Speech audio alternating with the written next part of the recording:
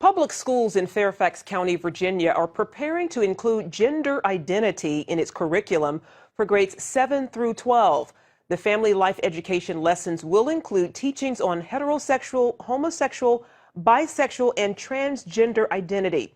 Andrea Lafferty of Traditional Values Coalition joins us from our Washington bureau to talk more about this controversial subject. Andrea, thanks for joining us. It's great to be with you. Thank you. First of all, tell us about this curriculum and the motivation behind it. Well, it's interesting. The school board voted earlier in May to add gender identity.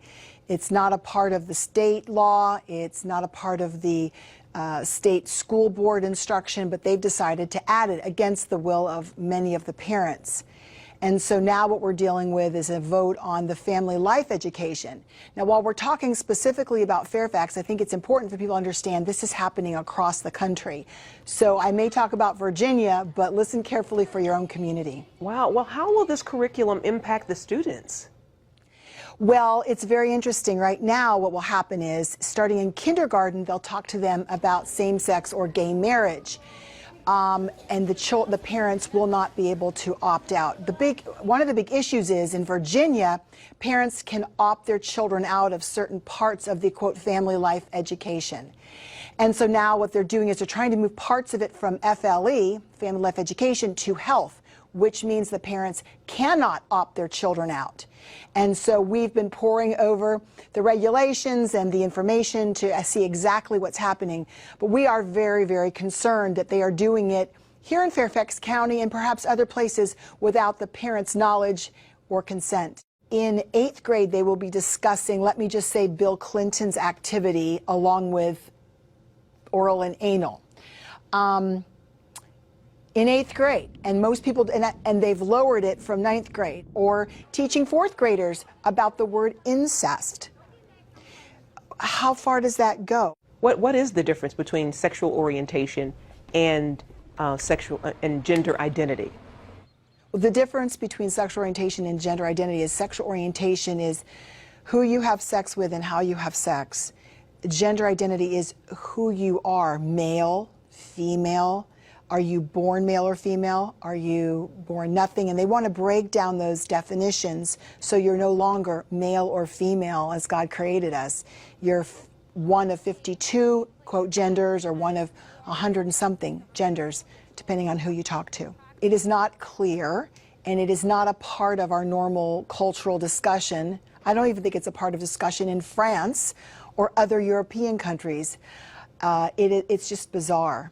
And they want to force this on the kids in Fairfax County when in fact it's not a part of the SOLs or the required education.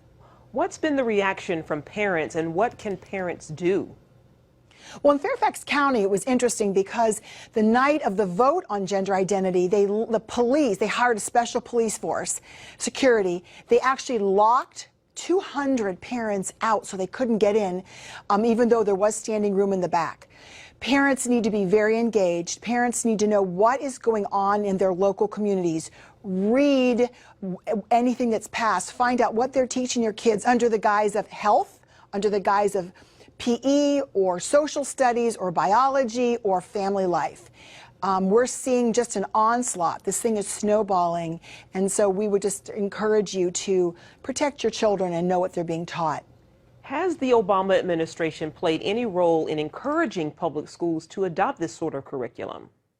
Well, that is another very good question. Actually, encourage isn't maybe the word. Blackmail or force. Here in Fairfax County, we were told that the Office of Civil Rights at Department of Education and Department of Justice would see to it that our federal tax dollars were pulled if gender identity wasn't added.